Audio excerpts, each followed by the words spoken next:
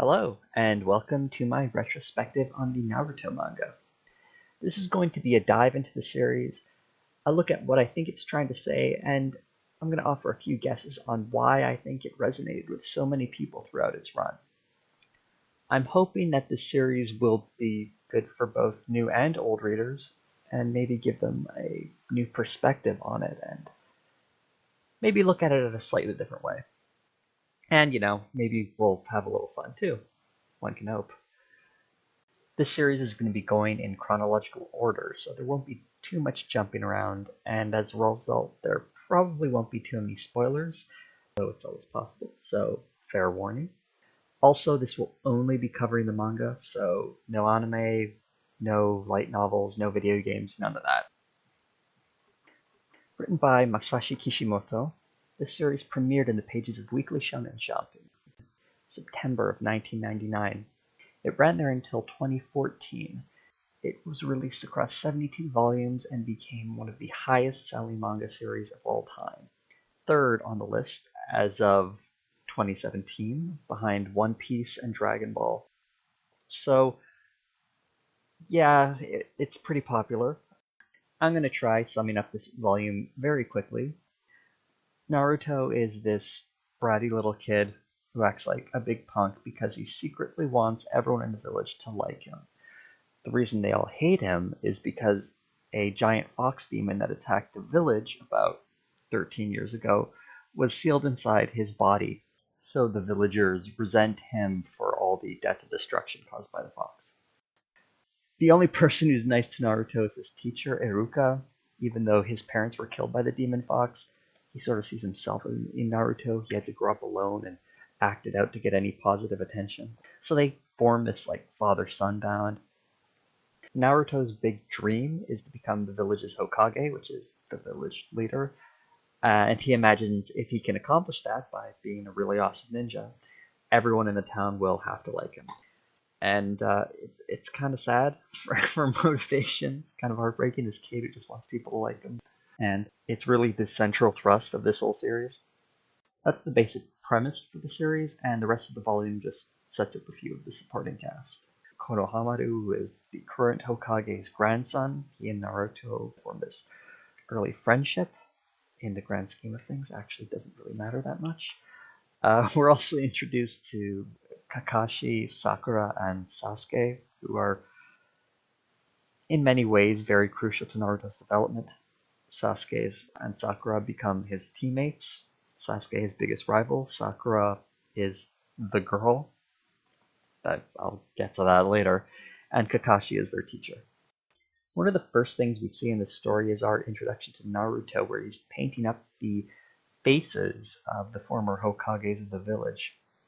When the current Hokage is alerted, you can see he's also painting himself, except it's more of he's putting together some calligraphy, whereas Naruto's calligraphy is more like vandalism. But nonetheless, it sort of sets up some foreshadowing here. In fact, if you look at the beginning of the second chapter, you can see Naruto's back to painting, but this time it's his own face that's being painted.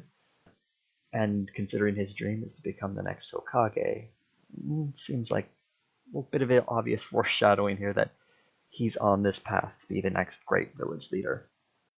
Also, it sets up that Naruto is a bit of a trickster, which, considering he's the embodiment of a fox demon, that shouldn't be too surprising. Foxes are noted tricksters in mythology. The first two chapters also do a really good job setting up what sort of hero Naruto is going to be.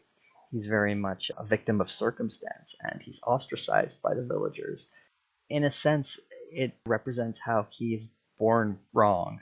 In other words, it's a metaphor for someone with an improper bloodline or someone of a low social caste.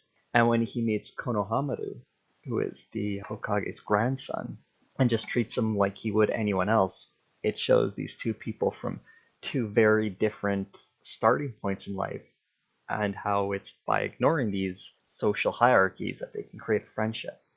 Both Naruto and Konohamaru want other people to see them for who they are as people and not to be judged by their social standing.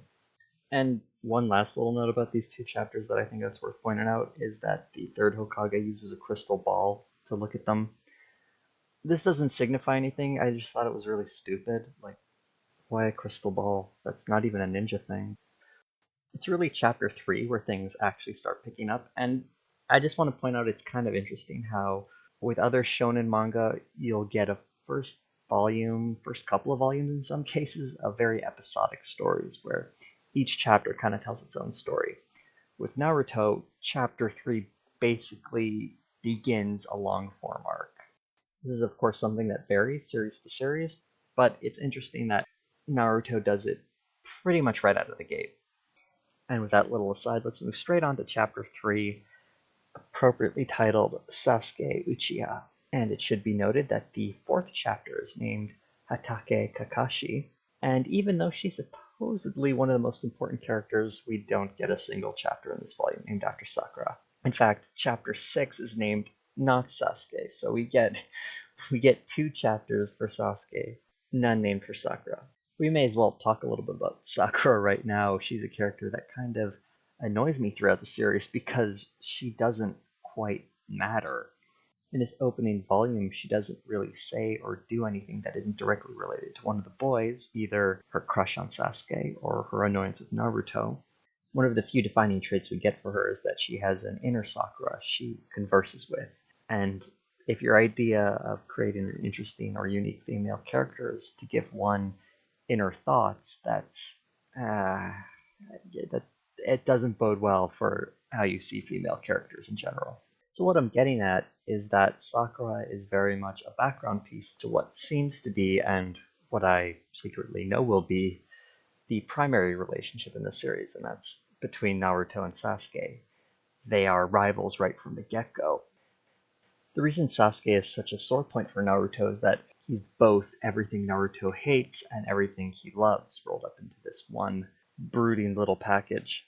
You've got this really awesome ninja who kicks a lot of ass and is totally cool and everyone thinks he's great, which Naruto desperately wants for himself. But on the other hand, Sasuke also has a famous name, Uchiha, which makes him something of a big shot in the village, and it's something that obviously wouldn't sit well with Naruto. Sasuke's praise and adulation suddenly seems unearned when you look at it through the lens of a person who only got scorn and ridicule because of the circumstances of his birth, whereas Sasuke is born to the right family and gets all the love and respect. Contrast this to Konohamaru, who Naruto initially isn't too fond of, but warms up to him quickly when he realizes that even though he's the Hokage's grandson and comes from a big important family, he would rather be treated for who he is as a person rather than coasting on the legacy of his name. So what I'm trying to say is Naruto himself isn't choosing his friends based on their family lineage, he's judging them based on their own personal merits. The fact that Sasuke does come from an important family and has all that love and adulation because of it just makes him a good thematic foil. One small thing I really liked in this volume was that it showed the 3 different types of combat maneuvers we'll see throughout the series. There's Taijutsu, which is hand-to-hand combat, Genjutsu, which are illusions, and Ninjutsu, which is ninja magic. Instead of just telling us these are the 3 things that ninjas will learn how to do, we actually get to see them in action. So it's a big victory for show over tell. Finally, I would be remiss if I didn't go into at least a little detail about the romantic subplots that happen throughout this episode. Like, we get our first kiss between Sasuke and Naruto. Later on, when Naruto is talking to Sakura while disguised as Sasuke, he remarks that he's starting to understand her feelings, specifically the feelings she has towards Sasuke. I mean, that's a weird thing to bond over. Maybe that kiss meant more to Naruto than we realized. And a few other random things I wanted to point out. This cover page for chapter 5 is pretty weird. I don't know what's going on here. Also, Sakura didn't know that Sasuke was an orphan.